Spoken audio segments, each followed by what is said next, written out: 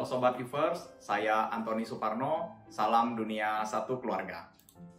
Hari ini saya akan bercerita sedikit dengan teman-teman semua tentang audiens.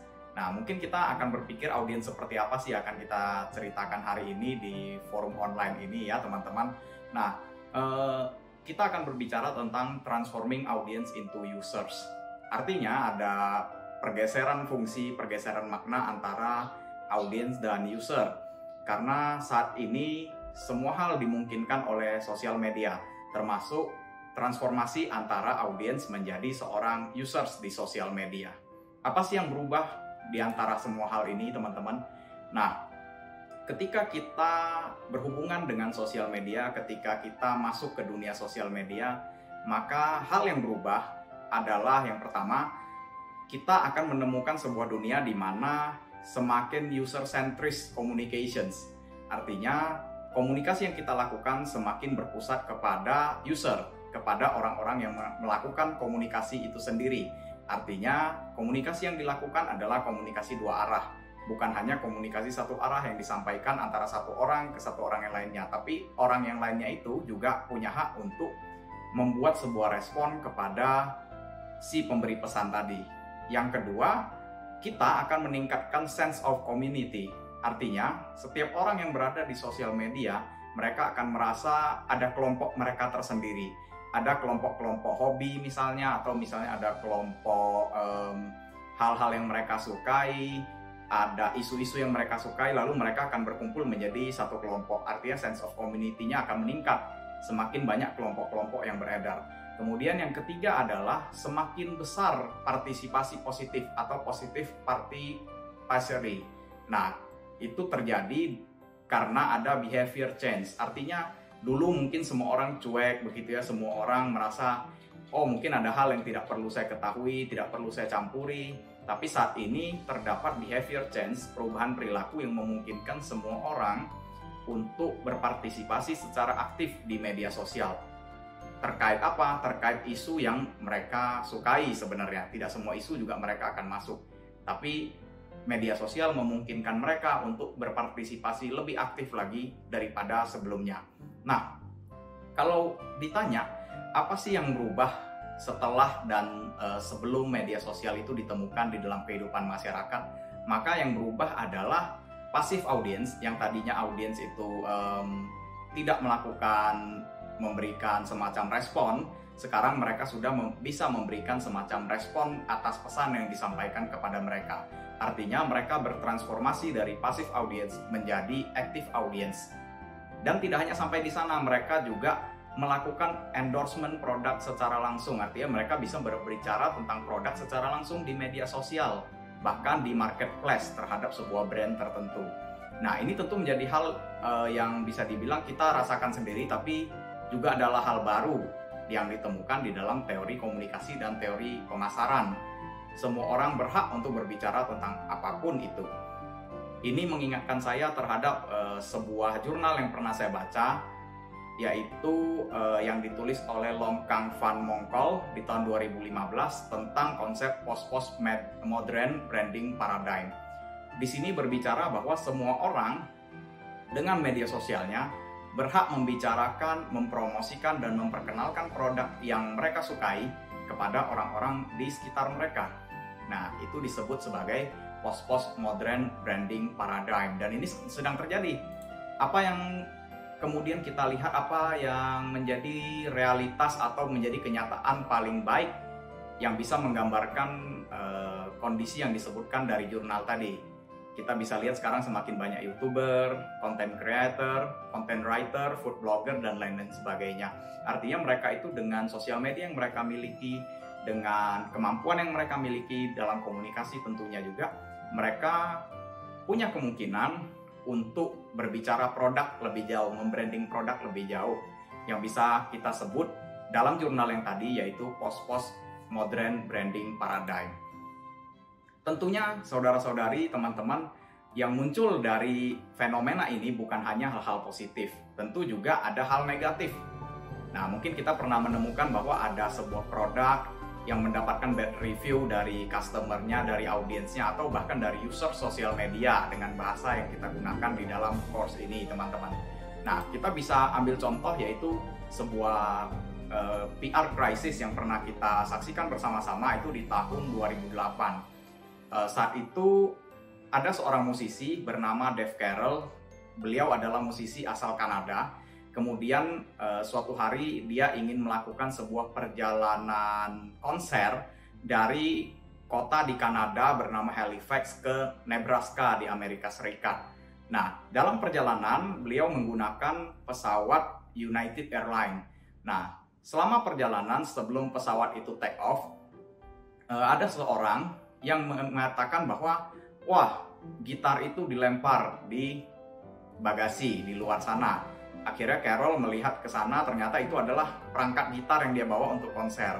Nah, karena kaget kemudian setelah sampai di Nebraska, dia turun dan dia menanyakan kondisi gitarnya. Setelah diperiksa, ternyata gitarnya rusak parah karena pelayanan buruk dari pihak bagasi United Airlines tadi. Nah, tidak tinggal diam, Dave Carroll juga melakukan protes. Dia melakukan komplain, membuat aduan kepada pihak United Airlines. Tapi di-reject karena komplain tersebut tidak disampaikan dalam waktu 24 jam. Dave Carroll yang kemudian merasa bingung, komplain berkali-kali juga tidak direspon. Kemudian Dave Carroll membuat sebuah lagu. Ini adalah sangat kreatif ya, cara protesnya si Dave Carroll sangat kreatif dan sangat inovatif. Dave Carroll membuat sebuah lagu berjudul United Breaks Guitars. Artinya dalam bahasa Indonesia adalah United merusak gitar gitu ya. Nah, lagu ini kemudian setelah 8 bulan kasus ini didiamkan oleh United Airlines, kemudian Dave Carroll membuat lagu ini dan tidak disangka lagu ini ternyata viral di media sosial YouTube. Nah, saking viralnya, satu hari bisa mendapatkan jutaan viewer yang mendengarkan lagu ini yang berisi kritik terhadap United Airlines. Nah, saat itu kaget. United Airlines kemudian kaget. Mereka setelah 8 bulan tidak menghiraukan aduan itu, saat ini mereka coba untuk memberikan kompensasi kepada Dave Carroll. Tapi Dave Carroll menolak waktu itu karena sudah 8 bulan dan lagu ini sudah dibuat. Kemudian orang seluruh dunia sudah bisa melihat bagaimana pelayanan buruk dari United Airlines. Dan hebatnya lagi, karena kasus ini maka perusahaan gitar, produsen dari gitarnya Dave Carroll tadi yaitu Taylor Guitars, mereka memberikan 2 buah gitar baru kepada Dave Carroll. United Airlines gagal membangun kembali reputasinya, sedangkan Taylor Guitars berhasil membuat sebuah dobrakan baru dengan memberikan gitar kepada Dave Carroll. Nah, dari kasus ini teman-teman kita bisa melihat bahwa sekarang bahkan di tahun 2008 sekalipun, users sekarang sudah makin powerful, mereka semakin punya kekuatan, mereka punya hak untuk berbicara di publik bahkan tentang hal buruk ataupun hal baik dari sebuah perusahaan, sebuah produk maupun sebuah layanan. Nah, bisa dibilang bahwa sosial media audience saat ini, termasuk kita-kita pengguna media sosial, secara aktif mencari konten untuk memenuhi kebutuhan diri kita sendiri. Nah, dengan kata lain, kita punya kontrol yang lebih besar terhadap sosial media kita, terhadap kebutuhan kita. Kita butuh apa, maka kita mencari hal apa.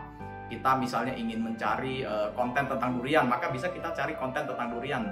Kita tidak perlu terpaksa untuk menerima stimulus dari orang lain tanpa bisa memberikan respon untuk mereject pilihan mereka. Kita tetap bisa memilih pilihan kita sendiri. Artinya media choice-nya itu lebih bisa diatur oleh user sendiri. Itulah makna yang bisa kita sampaikan terkait dengan transforming audience into users.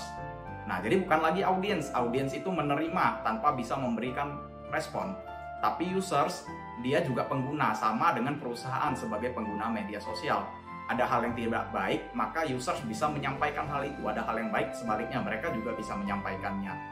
Nah, apa impact-nya kepada kita sebagai seorang social media marketer? Nah, apa yang kita bisa lakukan adalah melakukan lebih banyak komunikasi langsung, direct communication dengan audiens kita. Nah, supaya apa? Kita melakukan direct communication untuk membuat konten-konten sosial media yang bisa customize atau bisa sejalan dengan kesukaan, keinginan, ataupun kebutuhan audiens kita. Kenapa? Karena audiens punya hak untuk memilih, menyukai, atau men-share bahkan, atau yang jeleknya adalah mereject konten yang kita buat hanya karena mereka mungkin tidak suka. Nah, bagaimana sih supaya konten kita bisa disukai, produk kita bisa disukai, layanan kita bisa disukai? Salah satu jalannya adalah dengan cara kita membuat konten, membuat produk, membuat layanan yang sesuai dengan users. Nah, begitu kira-kira. Nah, kemudian teman-teman, di dunia saat ini kita sebagai seorang pengguna media sosial atau audiens kita, user kita sebagai pengguna media sosial, mereka tidak hanya mengkonsumsi informasi, mereka juga membuat konten dalam waktu yang sama. Nah, artinya mereka tidak hanya menerima iklan ya, tapi setelah mereka menerima iklan, mungkin mereka bisa membuat semacam review. Atau misalnya kalau iklannya itu ternyata tidak sesuai dengan apa yang disampaikan, atau iklannya tidak sesuai dengan apa yang mereka rasakan ketika menggunakan produk tersebut, mereka punya hak untuk menyampaikan ketidaksesuaian itu. Nah, mereka punya kontrol lebih besar terhadap komunikasi yang mereka lakukan di sosial media. Nah, artinya sekarang sosial media users punya kekuatan yang lebih besar dibandingkan sebelumnya. Mungkin dulu sebelum ada sosial media, kita mengenal yang namanya televisi. Nah, ketika kita nonton TV, ada hal yang tidak sesuai dengan kita tidak bisa langsung feedback kepada mereka, menyampaikan komplain misalnya. Beda dengan sosial media, ketika kita melihat iklan misalnya tidak sesuai, bahkan kita bisa langsung memberikan protes di kolom komentar dari perusahaan atau produk tersebut. Nah, itu yang bisa kita sebut sebagai seorang user media sosial punya kekuatan yang lebih besar. Nah, bahkan mereka bisa merequest permintaan maaf dari perusahaan secara langsung. Contohnya seperti apa? Seperti United Breaks Guitars tadi, teman-teman. Bahkan setelah viralnya videonya Dave Carroll, United Airlines yang tadinya keras tidak mau minta maaf, akhirnya dia minta maaf kepada Dave Carroll. Nah, karena apa?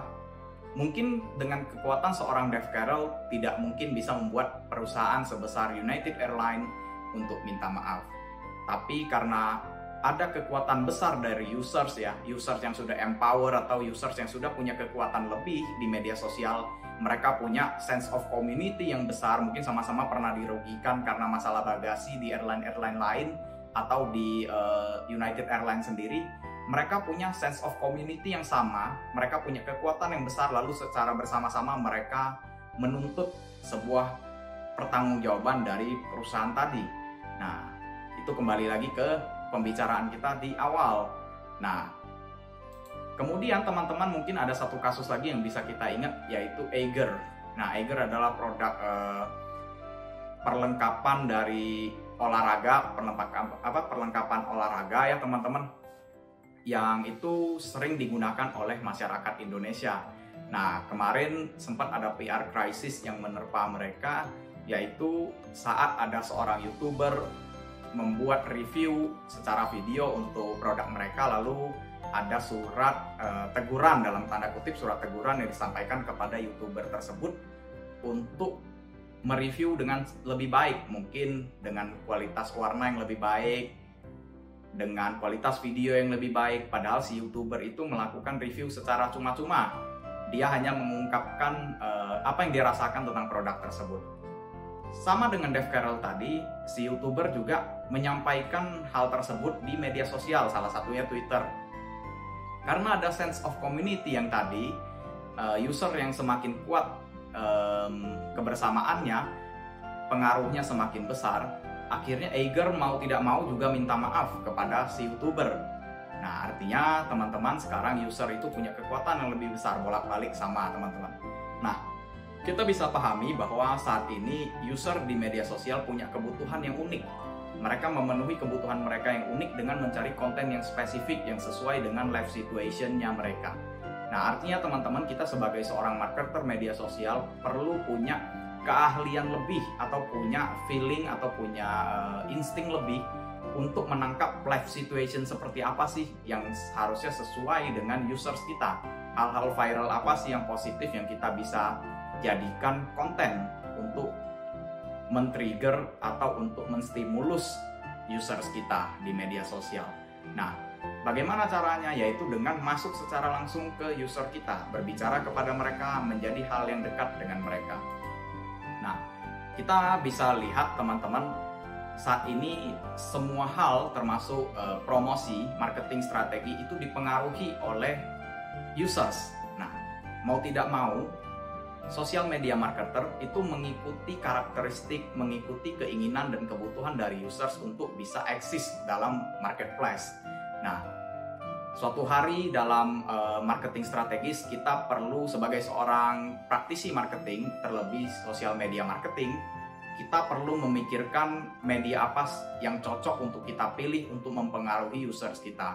Komunikasi seperti apa yang cocok kita lakukan dan kita pilih untuk menstimulus mereka supaya memberikan respon positif kepada perusahaan, produk, ataupun layanan kita.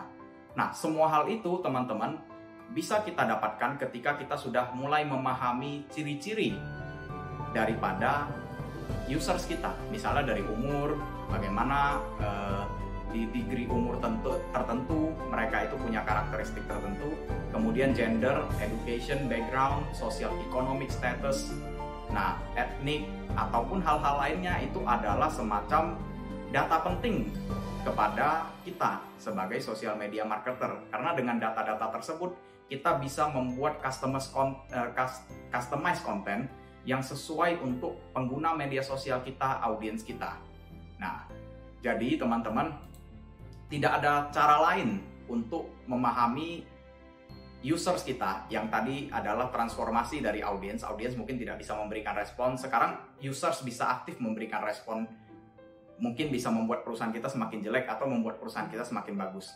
Tidak ada jalan lain, kesimpulannya tidak ada jalan lain untuk kita sebagai social media marketers untuk memahami karakteristik dari users kita. Kita bisa membandingkan personality, ada beberapa hal yang harus kita bandingkan teman-teman. Ada personality, ada demographic, ada kognitif. Nah, 3 hal ini teman-teman adalah hal yang sangat penting bagi kita social media marketers untuk memahami user dari perusahaan kita, user sosial media pada umumnya, dan user sosial media yang berhubungan dengan perusahaan kita khususnya. Nah, bagaimana caranya untuk memahami personality, demographic, dan kognitifnya para users ini, teman-teman? Kemudian dengan kita memahami personality, demographic, dan kognitif mereka, setelah itu kita bisa merancang sebuah strategi marketing sosial media yang baik untuk menginfluence mereka. Nah, tentu itu akan kita bicarakan di video kita selanjutnya, di course kita selanjutnya.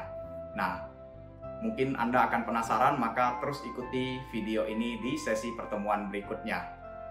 Hari ini pertemuan kita sampai di sini, kita bertemu di konten-konten berikutnya.